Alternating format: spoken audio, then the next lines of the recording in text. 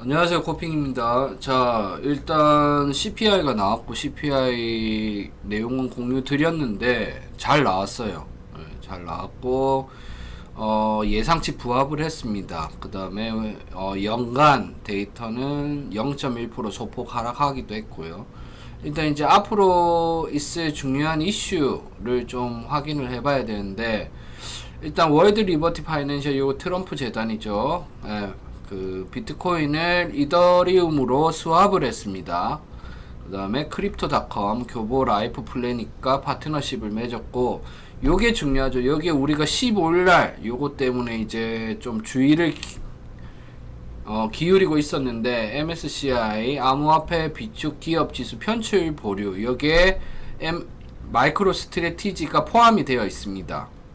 근데 편출 보류를 하고, 그러니까 일단은 한숨 돌리긴 했습니다. 편출 보류를 하고 비영업기업 구분 착수를 한다라고 합니다. 그러니까 쉽게 말해서 이제 회사의 영리 활동이 주 포인트가 어디냐, 예를 들어서 마이크로 스트래티지가 비트코인에 투자해서 얻는 수익이 많으면 편출이 될 것이고, 만약에 비트코인으로 얻는 수익보다 마이크로 스트래티지의 고유한 어떤 영업 활동을 통해서 수익이 많다라고 하면 유지가 될 것입니다. 근데 이게 마이크로 스트래티지 뿐만 아니고 여 MSCI에 포함되어 있는 기업들이 전부 다 이제 도마 위에 올라가 있다라고 보시면 돼요. 그래서 만약에 여기서 편출이 되기 시작을 하면, 아직 편출이 된 건 아니지만 한 최소 20조에서 30조의 매도 압력이 있을 수 있다고 합니다. 예. 그래서 투자 기업인지 영업 활동 기업인지 검토를 한다고 하고, 영업 활동이 아닌 투자 기업, 그러니까 비트코인, 제가 아까 말씀드린 비트코인을 투자해서 얻는 것들이 더 많다라고 하면 이제 제외가 되겠죠. 편출이 되겠죠. 그 다음에 스트래티지 우선주 100달러 회복을 했고, 비트코인 또 1000개인가 추매를 했습니다. 자, 월드 리버티 파이낸셜이 은행업 진출 추진을 한다고 하는데, 참 이거는 할 말이 없습니다. 이게 트럼프 거라서 그런 건지, 이렇게 빠르게 회사가 성장을 할 수 있는지, 좀 아이러니합니다. 자, 플로리다주 암호화폐 준비금 법안 재추진한다고 하고, 최대 10% 금액을 비트코인에 투자한다고 합니다.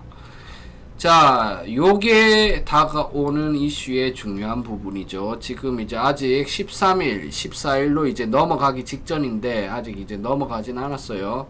그런데 14일날 이게 연장이 됐습니다.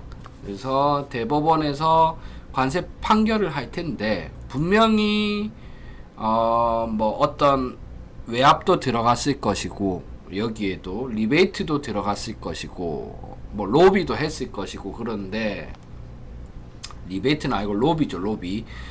자, 그런데 위법 판결 시 수천억 달러를 반환해서 미국 내 국가 혼란 야기를 할 수 있다. 그래서 이게 상당히 큽니다.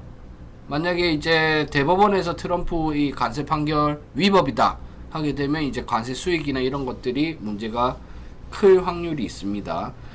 자, 그 다음에 시장 내 금리 동결 확률이 높을 것으로 보고 있고, 트럼프 파월 연준 의장, 작년부터 계속 트럼프가 압력하고 있죠. 금리 인하 안 하면 파월 쫓아내겠다, 조지겠다, 뭐 이렇게 하는데, 엄연히 말해서 미국이 연방 기구입니다. 그 다음에 여기 연준 FOMC는 서로 독립적인 기관입니다. 그래서 파월이 이렇게 큰 소리 칠 수 있는 부분도 있고, 이제 5년 전에 이제 청사 공사한 거 관련해서 이게 뭐 돈을 땡가 먹었느니 자꾸 태클을 걸고 있는데, 문제 없다라고 계속 이야기를 하고 있고, 그때 이제 트럼프하고 파월하고 같이 공사 모자 쓰고 안전모 쓰고 막 이렇게 이야기하는 거 봐도 크게 문제 없어 보이는데, 그냥 정치적인 공격으로 밖에 보여지지 않습니다. 제가 봤을 때도 뭐 다른 분들도 마찬가지일 것 같아요. 그래서 이게 미국에서 한 번도 있었던 적이 없어요. 그러니까 트럼프가 지금 너무 막가자로 가는 것 같아요. 자, 이란에서 지금 그 우리 5.18 민주화 운동 뭐 그거 한 것처럼 지금 계속 이슈가 터지고 있죠. 그래서 보고 안 되면 무력 개입 준비를 완료했다라고 합니다. 예, 그래서 이 부분도 조금 알고 계셔야 되고, 이 이란이 중요한 게 이란 오일이 중국이랑 러시아 쪽으로 갑니다. 그렇게 되면 어떻게 될까요? 예, 확전이 날 수도 있겠죠. 러시아도 우리도 위태위태한데 베네수엘라 마두로로 시작해서 이제 이란인 거거든요. 그래서 조금 분위기가 좀 험악해질 수 있다. 이렇게 좀 보시면 될 것 같아요. 그 다음에 스탠다드 차타드 은행에서 올해는 이더리움의 해라는 멘트를 했습니다. 뭐 특별한 내용은 없고요. 그 다음에 비트코인 개발팀 세코드 관리자 임명을 했고 2년 8개월 만에. 그리고 트럼프가 이란과 거래하는 국가에 25% 관세 부과 행정명령을 내렸습니다. 그러면 만약에 이란이랑 지금 러시아랑 중국이랑 거래하고 있죠. 그러면 이제 관세 25% 또 때리겠죠.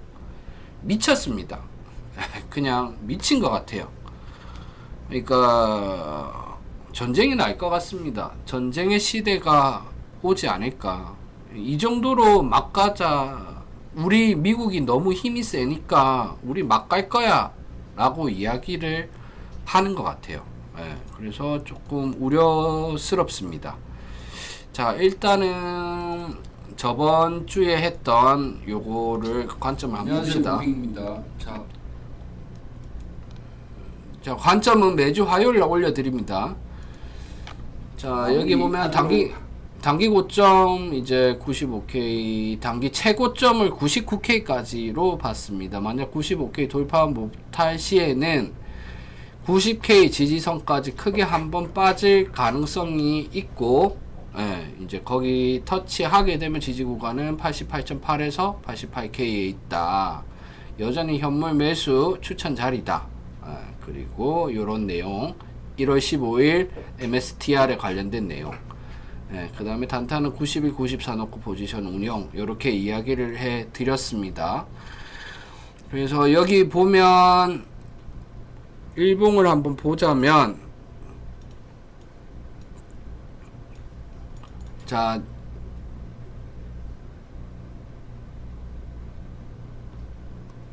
(89K까지) 빠졌어요. 89K까지 빠졌고, 상방은 한, 둘, 셋, 넷, 다여, 일곱. 상방은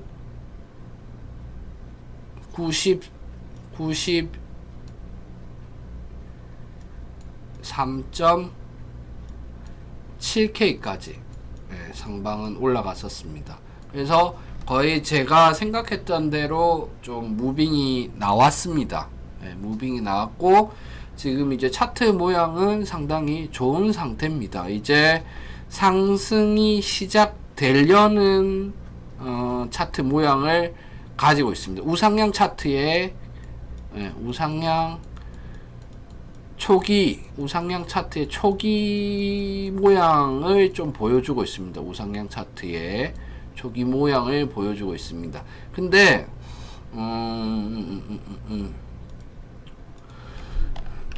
일봉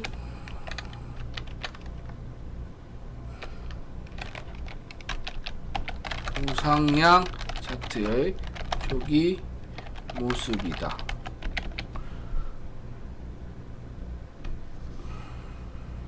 (89.2)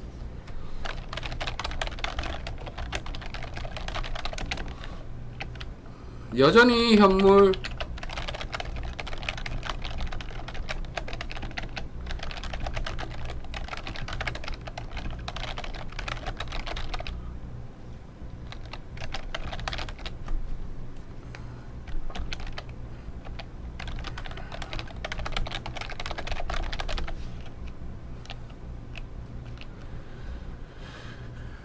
어, 94 94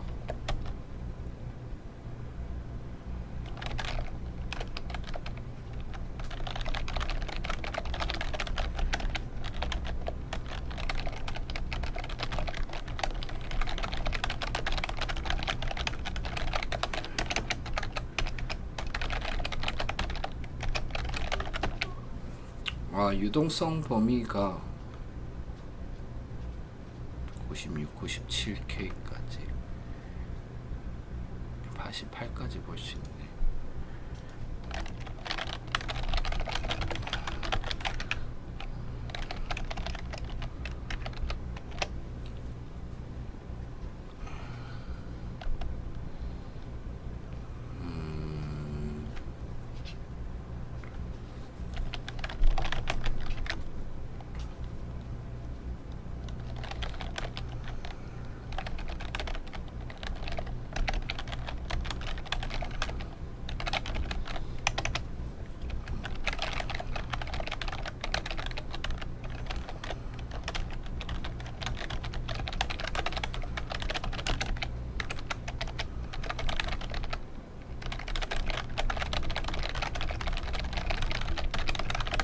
자, 요렇게 좀 보시면 될 듯 합니다. 제 개인적으로 볼 때는 이게 지금 우상향 차트 시작 자리로 보여지고요. 그래서 여전히 현물 매수 추천 자리고 1월 14일 트럼프 대법원 결과에 따라 차트 부셔질 수도 있습니다. 만약에 좋지 않게 나오면, 좋게 나오면 이제 또 올라가겠죠.